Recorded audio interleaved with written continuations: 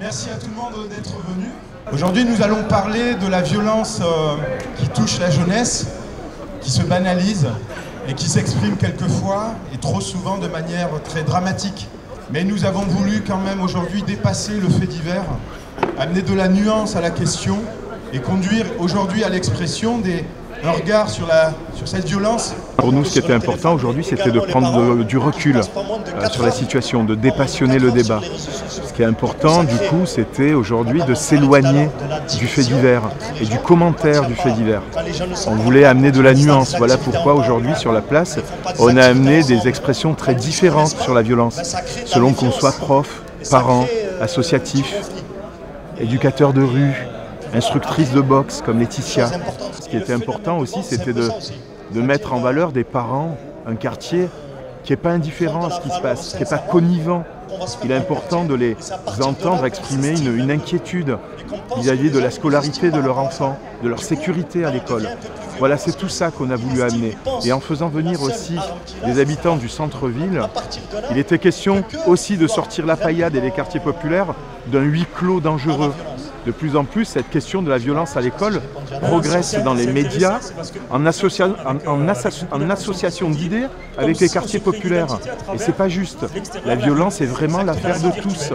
Je suis au contact direct auprès de la jeunesse, dans un quartier qui bouge, qui est bien mixé en termes de population.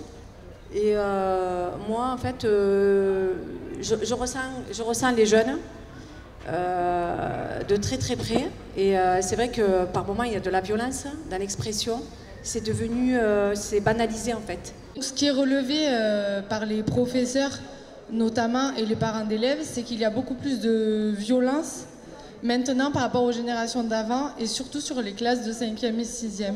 Il est vraiment important de se dire que la violence, elle est vraiment partout. Elle n'est pas uniquement dans les collèges des quartiers prioritaires de la ville. Ça, c'est une certitude, en fait. Malheureusement, on n'a pas assez pris en considération la force des réseaux sociaux et aussi la pédagogie autour des téléphones portables, des écrans.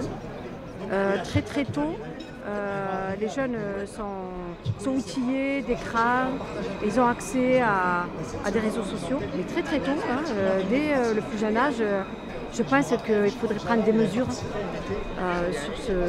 cet axe. Moi je peux voir d'expérience personnelle, par exemple sur l'exclusion, on exclut, mais on ne donne pas les moyens aux parents de pouvoir occuper les enfants pendant que les parents travaillent. Oui, tu peux passer. On a des enfants qui se font harceler dans les écoles. Ça leur permet de prendre confiance en eux et d'apprendre à se défendre. On met en place aussi également des stages pendant les vacances scolaires, boxe avec les mots, où on apprend justement les enfants à parler, à dire ce qui ne va pas, à dire ce qu'ils aiment pas, à mettre des mots sur leur angoisse, sur leur stress, leur anxiété. Au début, j'étais avec un groupe de garçons, on rigolait, ils ont commencé à me frapper. Du coup, j'en ai pris un, je l'ai mis par terre. Voilà. Et du coup, depuis, ils m'ont plus jamais embêté. On est devenus potes, même que je me rappelle, ils disaient attention, la ceinture noire, elle est là, elle arrive et tout. Est-ce que tu trouves que le monde est violent ou toi, tu fais ton petit bonhomme de chemin et t'avances? Moi, je trouve que le monde, il est super violent aujourd'hui. J'ai entendu parler des histoires. Comme quoi, par exemple, il y avait une fille dans le coma Arthur Rimbaud, il y avait des rixes et tout. Donc moi je trouve super violent le monde d'aujourd'hui.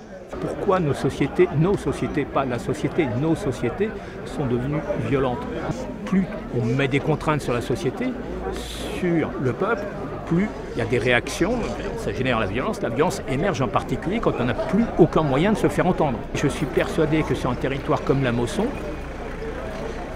les parents doivent inscrire leurs enfants dans des associations, déjà pour éviter qu'ils soient en permanence sur les écrans, mais pour qu'ils se retrouvent aussi dans des milieux qui leur apprennent un certain nombre de règles et qu'ils puissent se retrouver en communauté avec leurs pères. Il y a un territoire, il y a des limites qu'il ne faut pas dépasser. Et la limite, c'est à nous adultes à la mettre.